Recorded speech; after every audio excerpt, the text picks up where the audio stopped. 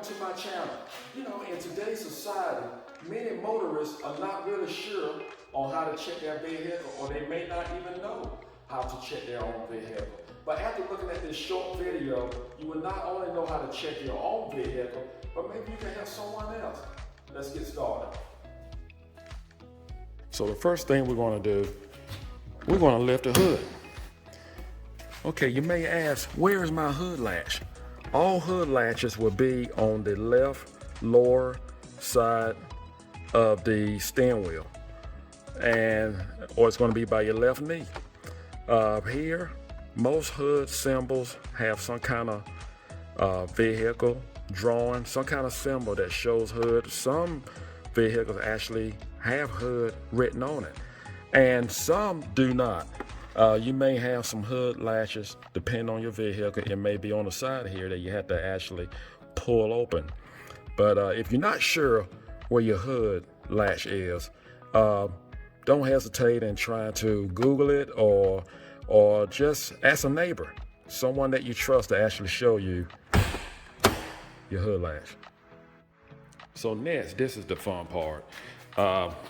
You can lift your hood. And I'm glad they came out with this symbol, this latch. You'd be surprised how many hoods can actually fly up and bust out a windshield. But you actually have to have, there's some kind of latch, and there's a latch right here.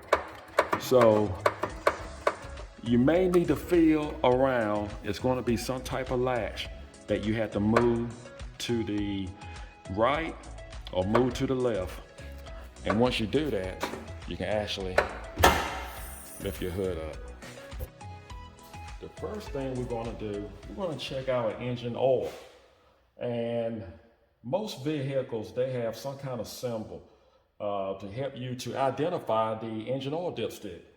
So this is it, and most of the time it's going to be some type of yellow or maybe white. And we're going to pull this up and have you a clean rag. Just wipe it off here, and we're going to just put it back in with the vehicle not running. Make sure your vehicle is not running, and we're going to check out. Now, all dipsticks are different. There are different style dipsticks.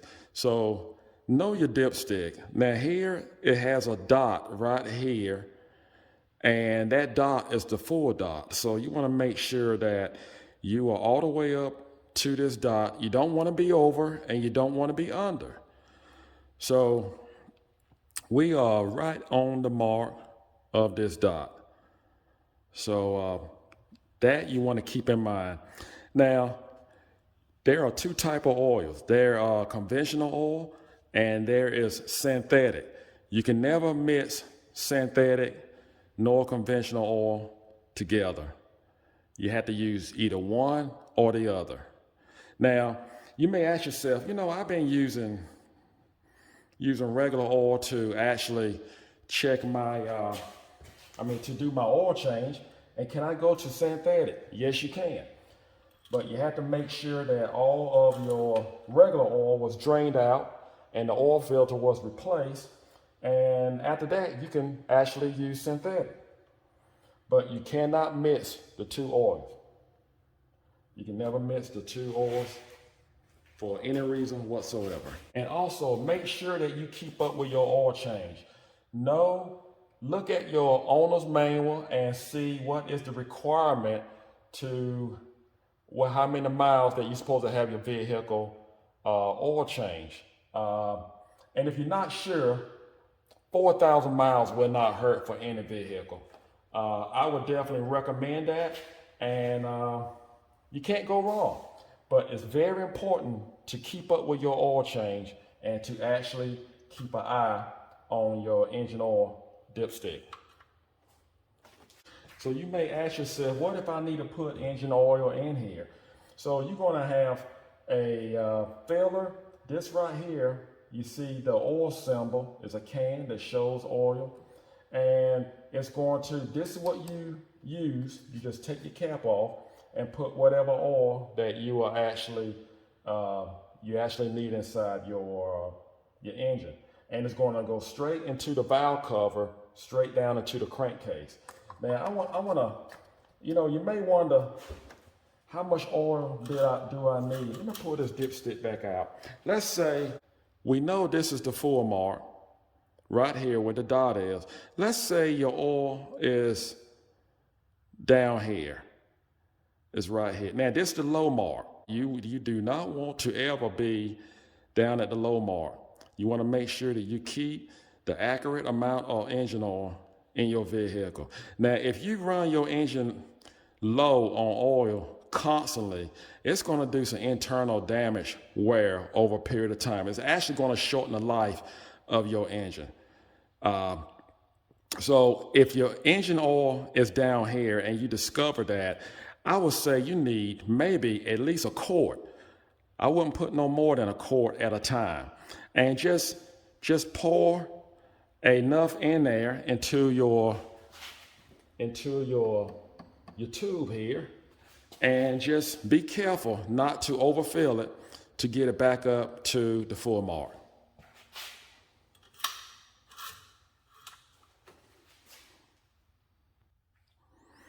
I'm going to go straight to the power steering reservoir.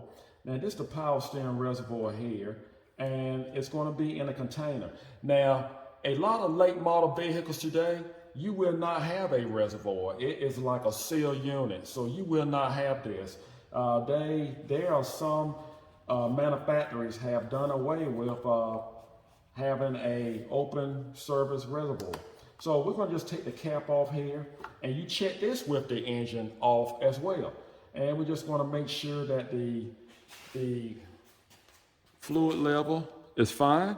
Now, the power steering, you have, it says cold and hot. Now, the vehicle is cold, so we are good. So you do not have to put any power steering in it right now. It is hot. I mean, if it's hot and if it's down here and the vehicle, the motor is hot, yes, you do need to add. But by it being cold is where it's supposed to be, and we're going to leave that alone. Now, you do not want to overfill a power steering reservoir because you will create a leak. It has to have this amount of air to circulate for the fluid. And if you take that away, it's going to find somewhere else to go. And it's going to come out of a seal, and that's something you do not want. And an engine oil dipstick is the same way. The engine oil dipstick, if you put too much oil in here and you overfill your engine oil, you go past the full mark, you can take a chance of blowing out a front engine oil seal or a rear engine oil seal. And that's something you do not want to do. The next item you want to check is your antifreeze. And it also has a level line. You have to monitor that. And if you can see this line here, if I can get the drop light in place, I can put my finger on it. There's a mark here that the camera will focus, and it's showing that we are actually low. We should have cooling up to this mark. And if you notice, it says full cold. So the vehicle is cold. So we're going to have to top it off and bring it up to this mark. Now, you don't want to overfill it. And you can have the same problem as well. You never want to overfill any reservoir because it has to have a certain amount of air to circulate and breathe. And if you take that away, you're going to cause a problem somewhere else. So we're going to take this cap off. And I'm going to top it off while we're doing this. Now, you want to keep one thing in mind. You cannot mix red antifreeze with green antifreeze. You can never mix antifreeze. You have to use whatever antifreeze you are using. You have to use that antifreeze alone. So never mix green nor red antifreeze.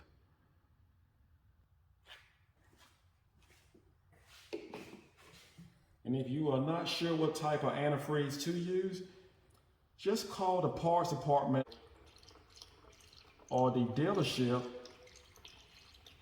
If it's a Ford, call the Ford dealership. If it's Dodge, call the Dodge dealership.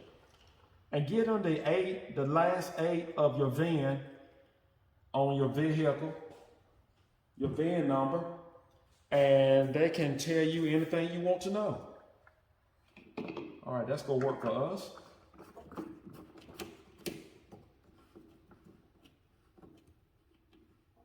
And make sure you put your cap back on.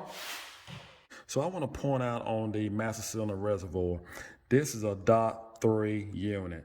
And this is the most popular unit of brake fluid that you can you actually run across. Now on a lot of late model vehicles from 2000 on up, I am noticing that there are quite a few that request for .4. You cannot miss .3 and .4. So if you have a vehicle with .4 and you need brake fluid, you have to use .4. You cannot use .3 brake fluid for .4. And check your brake fluid, and you can see it here.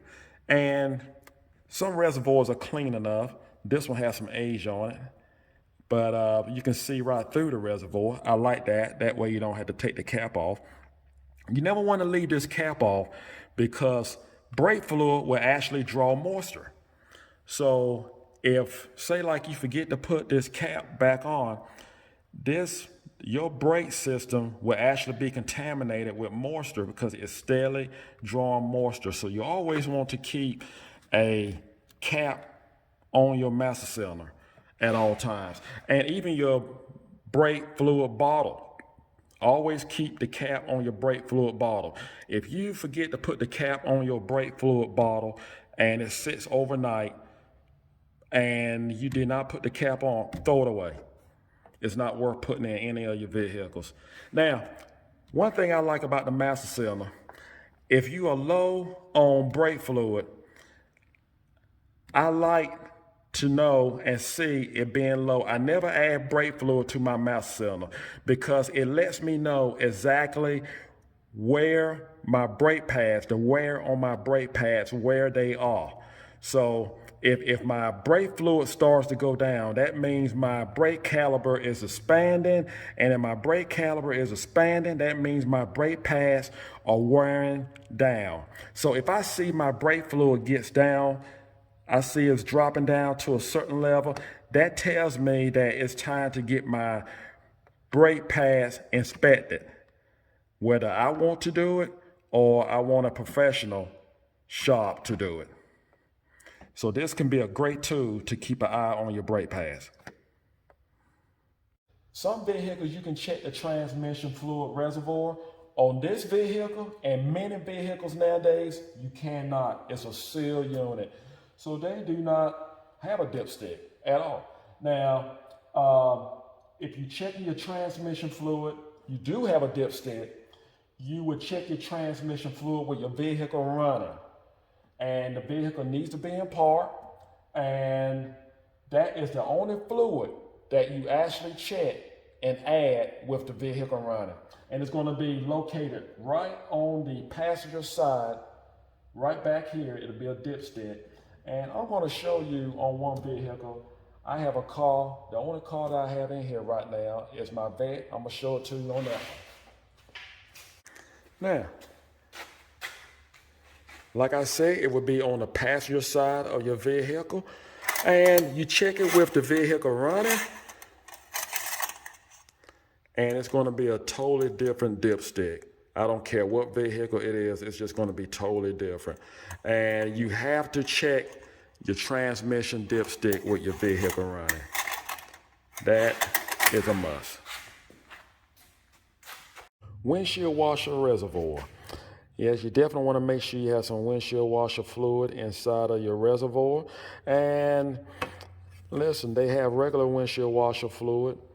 It don't cost much, but if you live in a cold climate area, you may want to make sure that you get the type that actually can withstand 30 degrees below.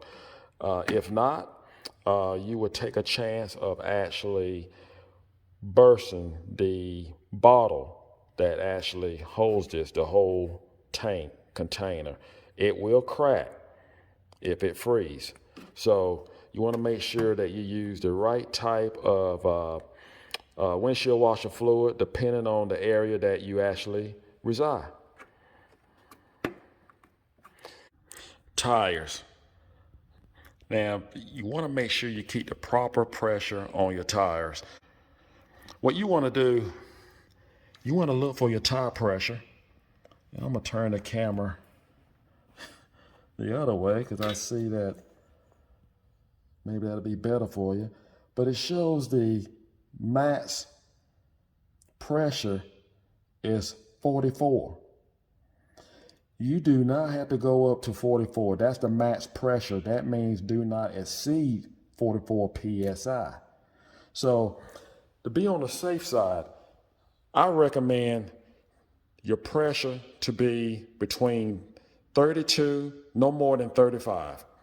And that is great pressure for a passenger vehicle, for a pickup truck, SUV, for any tire that has 44 psi maximum pressure. Well, now you know what all there is to do to actually check out your own vehicle.